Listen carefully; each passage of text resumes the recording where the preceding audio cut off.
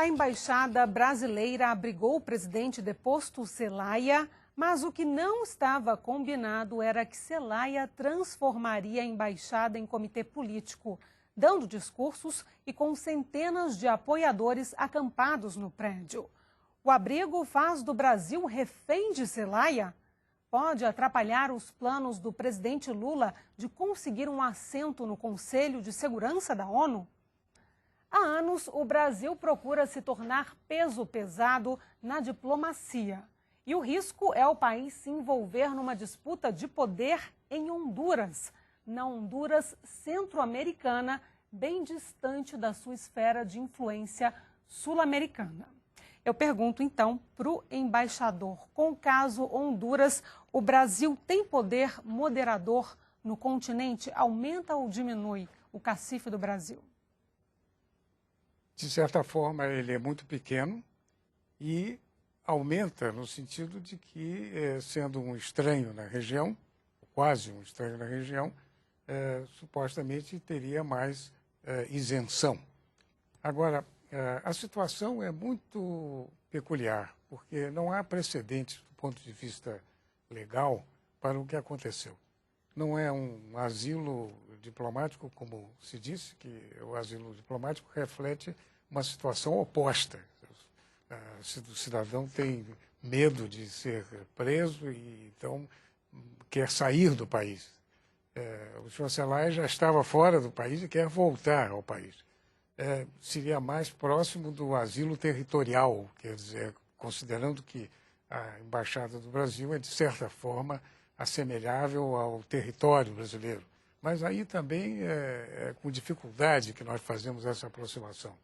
E uma coisa é certa, e isso não há qualquer discrepância, é que o senhor Zelaya não pode usar a embaixada e a proteção que lhe concede o governo brasileiro para fazer campanha política e, mais do que isso, para solicitar que o povo reaja contra o governo e tome uma atitude belicosa, contrária à lei vigente.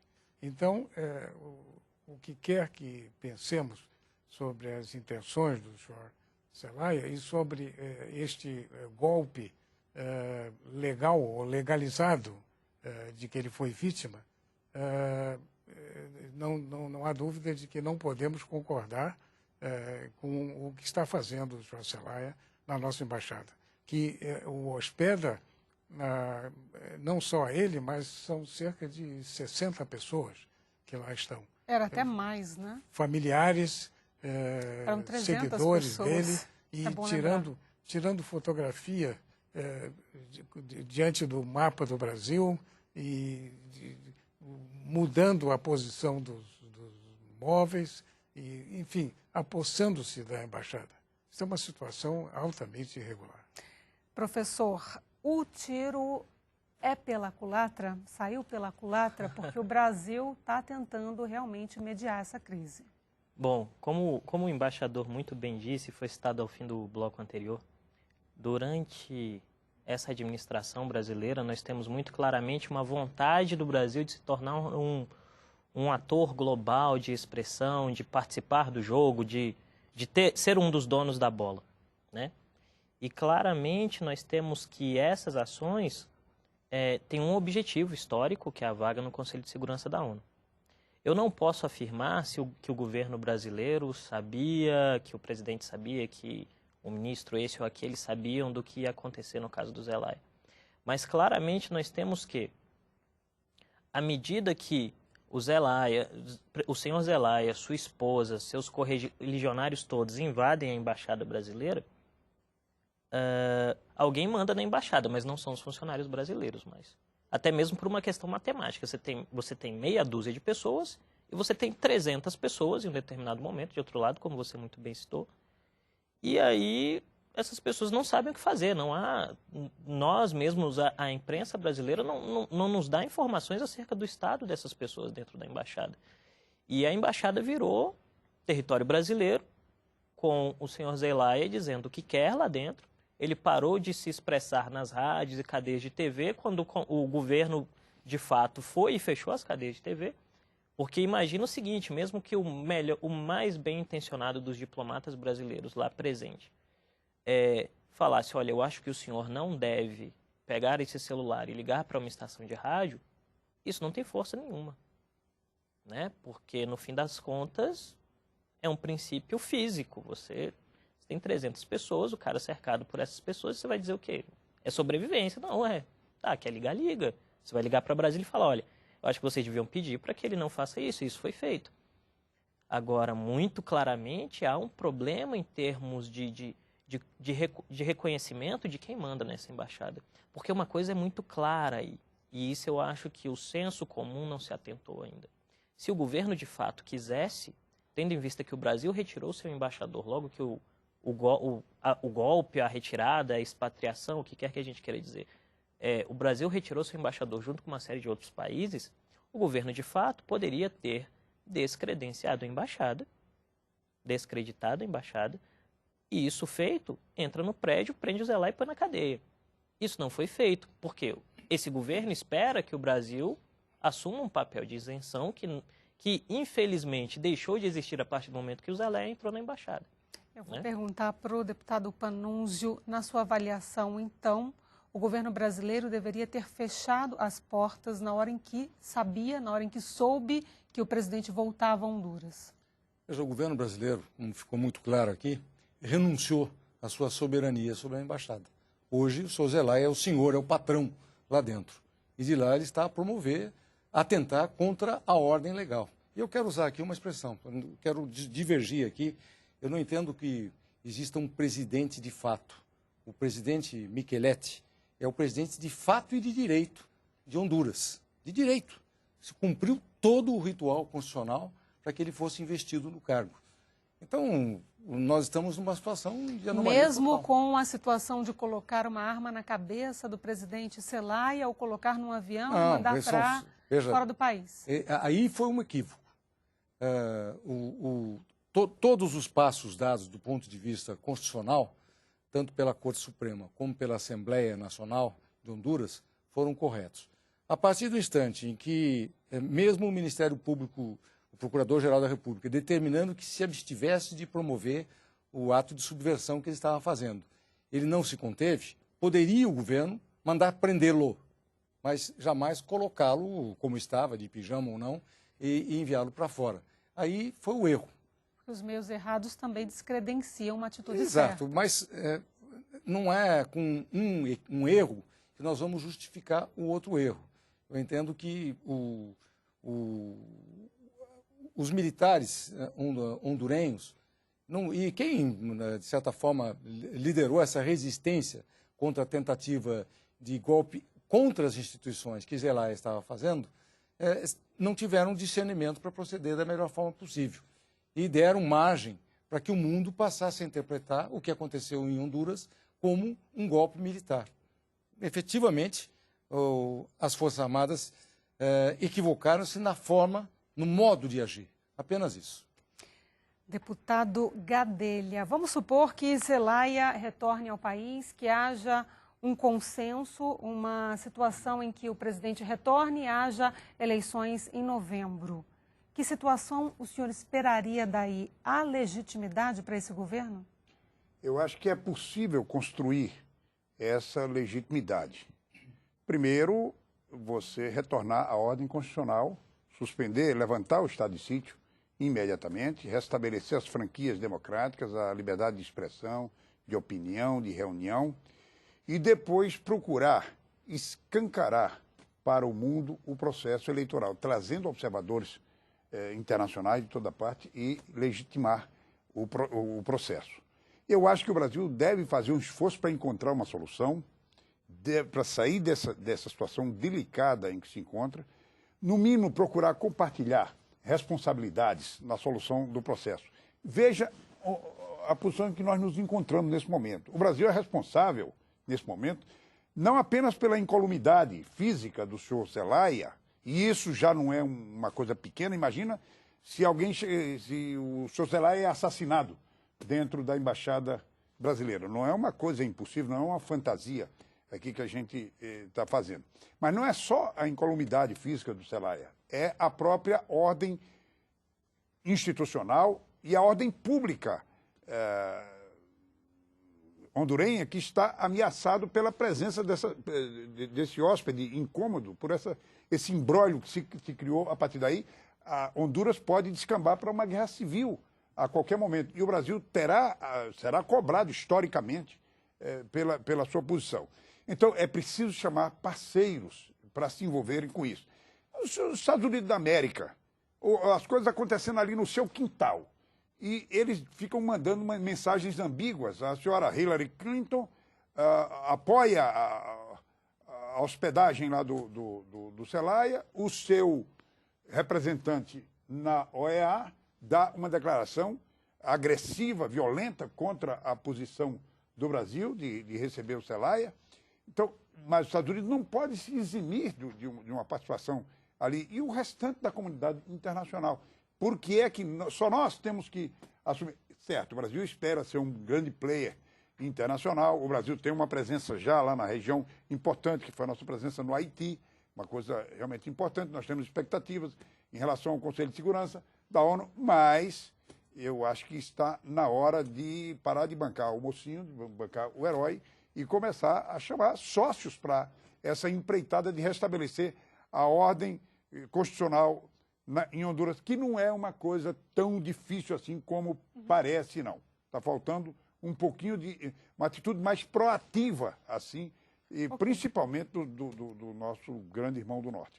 Embaixador, o fato de o presidente Zelaya ter procurado a embaixada brasileira, isso esvazia o diálogo, se é que Chávez tem algum poder de diálogo, o presidente venezuelano? Diálogo de Chávez com... Mediação, por exemplo.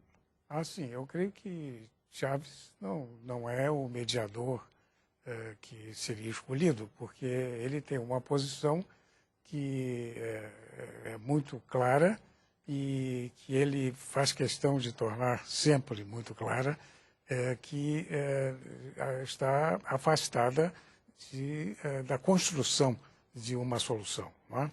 Ele é um jogador que quer ganhar tudo para si. Portanto, ele está fora.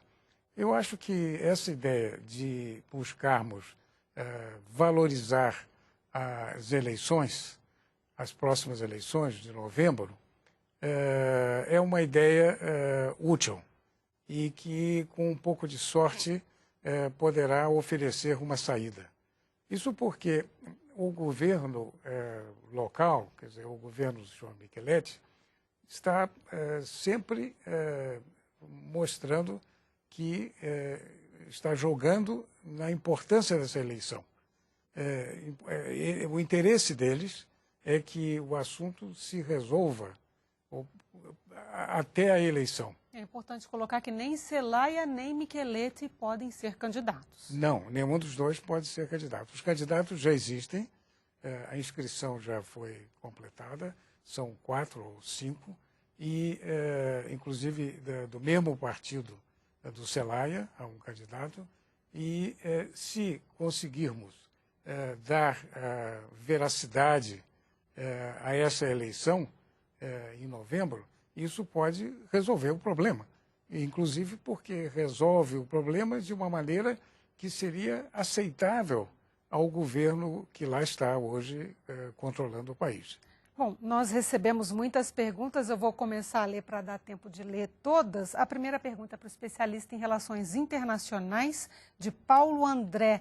Ele pergunta qual a opinião acerca das atitudes que o Brasil deve adotar em caso de violação da embaixada pelo governo de fato. Olha, pelo que a gente viu até agora, essa hipótese da invasão da embaixada é bem remota, né? O governo de fato assumiu uma postura de dizer há um cercamento da embaixada e esse cercamento é para proteção da própria embaixada, e aí entra uma questão de ambiguidade, que é, de determinado sentido, o governo brasileiro diz que não reconhece esse governo. E o governo de Honduras diz que cercou a embaixada porque o governo brasileiro pediu. Né? Então a gente tem que refletir sobre essa questão também. Agora, eu acredito que, né, não existe o se história, mas se acontecer uma violação da embaixada via um processo não legal, não descreditar a embaixada, só entra, invade, arrebenta a porta, fere alguém, mata, Deus queira que não, mas assim, o Brasil vai usar, acredito, aquilo que está dentro da sua tradição de atuação diplomática, vai recorrer às vias legais, vai ir ao Judiciário Internacional, tentar resolver a questão, mas eu acho uma hipótese bem remota pelas demonstrações até agora. Né? Outra pergunta, então, para o deputado Gadelha de Júlia, ela também não menciona o Estado.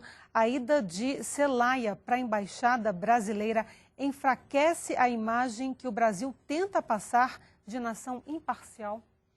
Não necessariamente, porque há o lado humanitário, que sempre toca corações e mentes pelo mundo afora. O Brasil, de todo jeito, é um porto seguro para pessoas que estão aflitas, que estão correndo risco, que estão em perigo. Não é bem o caso assim explicitamente, porque, na verdade, o Celaya buscou o perigo ao entrar, mas, de qualquer forma, chegou lá, nós temos que dar proteção. Então, essa imagem de um país comprometido com os direitos humanos, de um país comprometido com a defesa da integridade física de perseguidos políticos, de refugiados, isso aí se reforça, porque nós estamos assumindo uma situação adversa, uma posição difícil. Não houve um pedido de asilo e ainda assim nós bancamos a situação. Eu acho que, do ponto de vista ético, moral, é inatacável. Agora, pode-se criticar, talvez, o discernimento do ponto de vista estratégico do Brasil de se envolver numa situação complicada, um tanto que à toa ou por influência do senhor Chaves. Próxima pergunta é de Joaquim Saraiva, do Piauí. Esse sim menciona o Estado, para o deputado Panunzio. Se fosse o PSDB no governo hoje, qual seria a posição do seu partido, neste caso, de Honduras? Difícil fazer conjecturas de qual seria a reação do governo do PSDB. A posição do partido é a mesma posição que, de certa forma, eu estou expressando aqui. Ou seja, nós repudiamos a quebra da ordem institucional, onde quer que seja. Nós defendemos que o país mantenha, os governos mantenham uma tradição diplomática de imparcialidade, que essa é uma característica da diplomacia brasileira, e não interferência nos assuntos internos de outro país. Mas o que aconteceu agora foi exatamente o contrário. No fundo, nós estamos interferindo nos assuntos internos de Honduras, e não por uma questão humanitária. Na verdade, aí está, eu entendo que, de repente, o Brasil passou a ser usado numa estratégia desenvolvida, muito provavelmente, pelo senhor Chaves, dentro de uma ambiguidade difícil de compreender, como disse o deputado Marcondes Gadelha, da diplomacia norte-americana, do governo norte-americano, ora sinalizando de um lado, ora sinalizando de outro. O Brasil, aparentemente, está sendo um joguete na mão ou da Venezuela ou até mesmo dos Estados Unidos. Há quem afirme que, de repente, para os Estados Unidos, foi interessante que o Brasil assumisse essa postura. É deplorável, mas a diplomacia brasileira, eu insisto nisso, não por interferência direta do Itamaraty, mas por interferência ou não acatamento, eventualmente, de sugestões dos diplomatas experientes, por interferências outras, que eu já nominei aqui, o governo brasileiro acabou sendo manipulado. O senhor concorda, embaixador? Eu não sei. Eu acho que é legítimo especular sobre se o governo brasileiro, ou membros do governo brasileiro, sabiam ou não, se eles interferiram ou não. É legítimo especular, mas eu realmente não sei, e eu acho que, do ponto de vista da instituição diplomática brasileira, não haveria nenhuma vantagem nisto.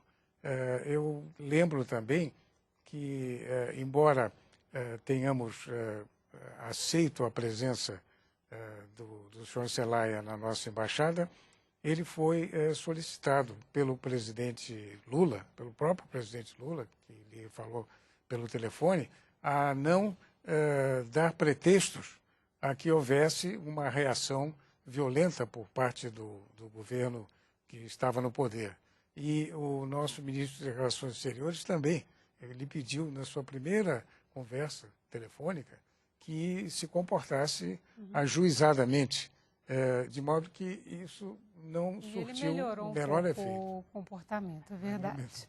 Bom, Muito eu pouco. começo a ler as perguntas no próximo bloco, continuo com a leitura e vou fazer um pequeno intervalo. Ainda dá tempo de mandar a sua pergunta. Mande para o expressãonacional@câmara.gov.br ou ligue para o 0800 619 619. A ligação é de graça, eu espero você.